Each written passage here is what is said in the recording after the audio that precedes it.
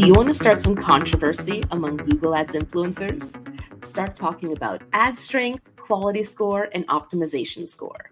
Some practitioners swear by them, some ignore them completely. So what should you do with these Google Ads systems?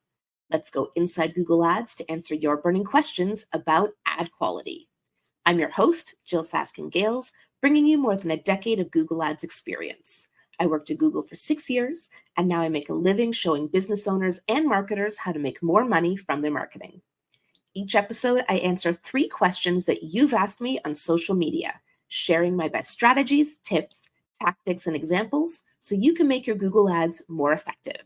And be sure to stay tuned until the end of the episode, where I'll share this week's Insider Challenge for you to solve. Our first question is about ad strength specifically, and it comes from AutoLease1135 on YouTube. They say, question about ad strength. Is a better score meaning that Google will show the ad more? No. Allow me to elaborate. You're probably thinking about quality score, which we'll talk about in more detail a bit later in the episode. But quality score, just because it's higher, it doesn't mean your ad will show more necessarily, but it does mean you'll have a higher ad rank and you can pay less per click than if you had a lower quality score. So ad strength versus quality score. What are they and what's the difference? Ad strength is determined by best practices before you run your ad. It's a good idea to aim for excellent ad strength, as this is most likely to set you up for success, but ad strength is not based on actual performance, and it is not an input into the ad auction. Each responsive ad you create will get 1 ad strength rating. So think of it as a tool to help you when creating an ad, not a be-all end-all thing to optimize for. Now, quality score is determined by actual auction performance once your keywords are live. So it's a good idea, in my opinion, to review your rankings on the 3 key components of quality score. Those are expected CTR, ad relevance, and landing page experience, and you can add a column for each to your keyword view. My recommendation is that you work on fixing the most below average one. So Google will tell you for each one of those, are you below average, average, or above average on each of those 3 components for each active keyword you have. So rather than trying to optimize on a keyword by keyword basis, let's say you have, 10 keywords in an ad group and your ad relevance is mostly above average and your landing page experience is mostly average and your expected CTR is like mostly below average, you're going to want to work on expected CTR. Each keyword will get its own quality score from 1 to 10, in addition to those rankings on those 3 components once there's enough data to do so. Now, ad strength affects ad relevance. And ad relevance is one component of quality score. So that's the relationship between these 2 metrics. But no matter what, one thing you can feel confident ignoring is optimization score. That is a made-up Google Ads sales metric. If you know, you know. And the reason you know is because whether you accept or dismiss a recommendation has the same impact on your optimization score. So if you have a Google Ads recommendation in your account, like add more broad match keywords, and it says that'll give you 10% more on your optimization score. If you accept the recommendation and make that change, you'll get the 10% increase in optimization score. But if you dismiss that and don't make the change, you will also get the 10% increase. The more you know. And hey, if you're not already following me on social media, you can find me on TikTok, Instagram, YouTube, Threads, and LinkedIn. The links are all in the episode description. Drop your burning question on any of my posts, and you may just get your answer in an upcoming episode. Next up, we have a question from YouTube. This user asks, when I pin my headline, my ad strength score drops. Why?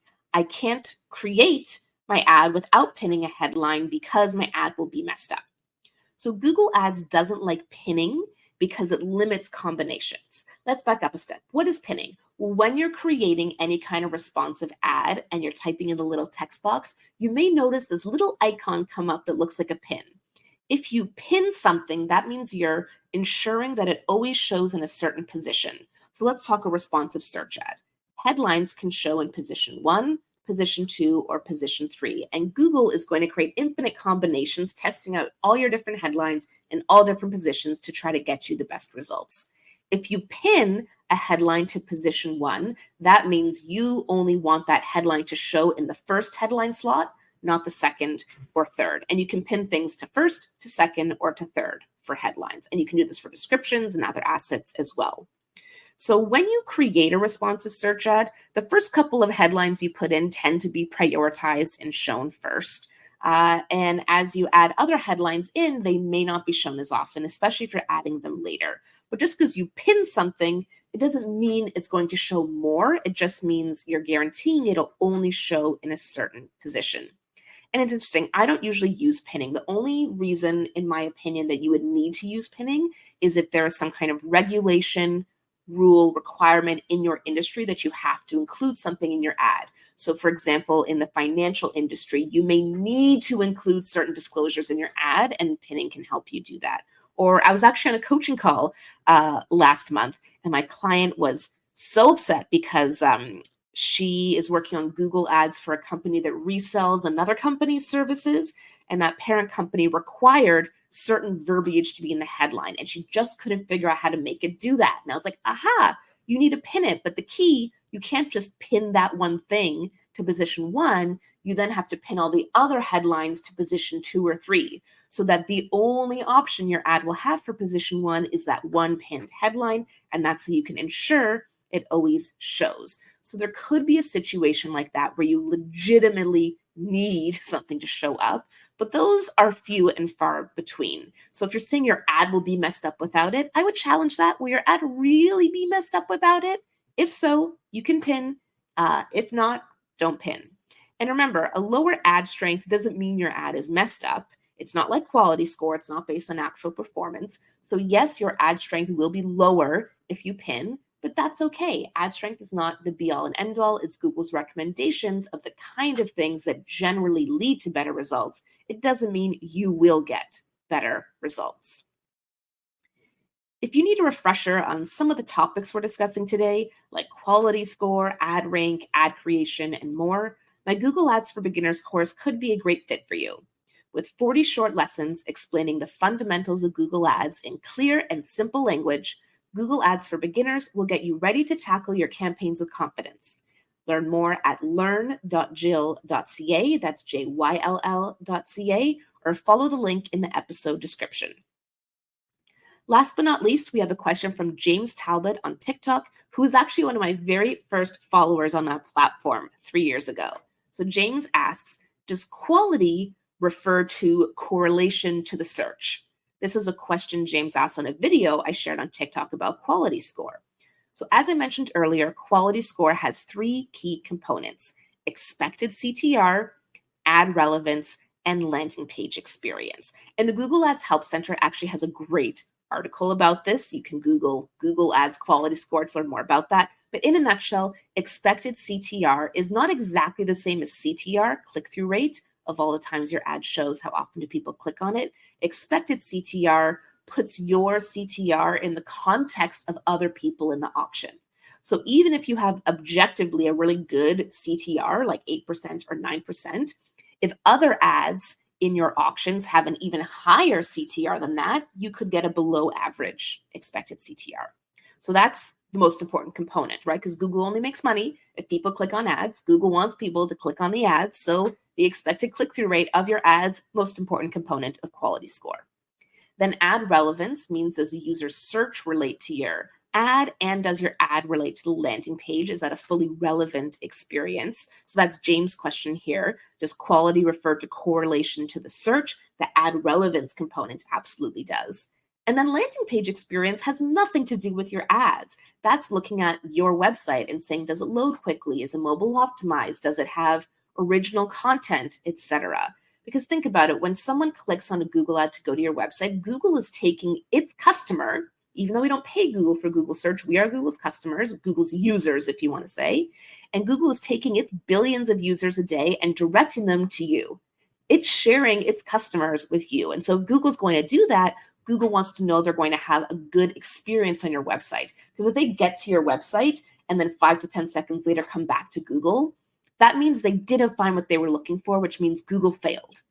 Google is like a dating app that way. A dating app is successful when its customers no longer need it because they found love and they're not dating anymore. And so Google search is successful when people leave Google search and found what they were looking for, which, by the way, is why you see a lot of snippets of things coming into Google. And of course, generative AI is changing all that, but that's a topic for a future episode. So coming back to quality, Quality Score is a diagnostic tool to help you understand how to get your ads to perform better. Quality Score is a key component of ad rank, which determines whether or not you get to show an ad and how much you have to pay for that ad. And I have worked with so many accounts where when Quality Score goes up, performance improves. So there are some PPC experts who say, Quality Score, who cares, never look at it. And that's fine, power to them. In my experience, not just my opinion, in my experience, improving your Quality Score improves the results of your Google ads. And by improves the results, I mean you get a better ROI, which is what we're all looking for here, right? So correlation to the search is part of quality. And in my experience, Quality Score is absolutely something to focus on to get better results, whereas ad strength is a helpful tool, but is not the thing to focus on to get better results. Before we wrap up today, it is time for our new closing segment, the Insider Challenge. This is where I end each episode by posing a Google Ads challenge for you to solve, and you let me know how you'd solve it. I'm going to share the episode 11 challenge, and then I'll let you know how I would have handled last episode's challenge. Okay, new challenge. Imagine you're auditing a Google Ads account. You're looking at the keywords and you see quality scores of like 4, 5, 6, not terrible, but not good. You add the 3 explainer columns to your report, and you see that while landing page experience and ad relevance are generally average, expected CTR is below average. What do you look into next? What, if anything, should the account owner do with that information? Now, the beauty of the Insider Challenge is there is no right or wrong answer, just an opportunity to stretch your brain on real-life Google Ads problem solving. At the end of next week's episode, I'll share how I would respond and what I would check. But in the meantime, I want to know what you would do. Shoot me an email to let me know, thegooglepro@jyll.ca, that's JYLL.ca, or send me a voice note in my Instagram DMs. I'm the_Google_pro on Instagram, and those links are in the episode description. I do record these episodes a few weeks in advance, so in a few weeks, I will start to share your responses to the challenge. That means that even if you're listening to this episode a month from now, a year from now, you can still participate in the Insider Challenge by leaving me a voice message or writing me a note, and you could be featured on an upcoming episode of Inside Google Ads. And now to wrap us up, my response to the episode 10 challenge. How would I respond to a client who calls me frantic on Easter Sunday, saying that traffic has plummeted and there haven't been any conversions all day? The biggest challenge with this challenge, in my opinion, has nothing to do with Google Ads. It's client management. I don't want a client calling me on a Sunday, so I would do some expectation setting and ensure we're aligned on how communication works so this doesn't happen again. To address their concern, I'd remind them that holidays can cause fluctuations, and Easter Sunday is no exception. But I don't want to gaslight them. Maybe there really is an issue. So I'd pop open my laptop to see what's going on. I would use the date comparison feature to see if my impressions, clicks, and conversions are significantly down, which I would consider to be at least 20% lower than previous Sundays. So if there's like a 5% drop from previous Sundays, I'm not concerned. Stuff happens. 20% or more, I'd consider a significant change. I would also look at Easter Sunday for the last 2 years for context as well. Was there a big drop on Easter Sunday in previous years or not? If there was truly a drop in all 3 of these metrics, less conversions, less clicks, less impressions, then I would see if my efficiency metrics were constant, like click-through rate and conversion rate. What I mean by that is the impression drop the thing that's causing the click and conversion drop? Are they proportional? Or have clicks dropped by even more than impressions, which means my CTR went down? That would lead to one path of inquiry. Or have conversions dropped by even more than clicks, meaning my conversion rate went down? That would lead to another path of inquiry. And also, has my cost decreased or stayed steady, or perhaps increased. That would lead to another path of inquiry. It really is like playing detective and problem solving and deciding to where to strategically focus first to solve the problem. Assuming that the impression drop is the root cause and it's an uncharacteristic drop, I would probably still do nothing. It's one day, stuff happens. But if I see this drop persist over the next few days and into the week, I would check my search impression share to better understand why exactly the drop is happening, whether it's just me or the industry, whether it's rank or budget or both, and problem solve from there. What would you do? Do you agree? Completely disagree? Let me know. I want to hear from you. Send me an email or drop me a voice note letting me know how you'd respond to either last week's challenge or this week's challenge. I'm Jyll Saskin Gales, and I'll see you next week inside Google Ads.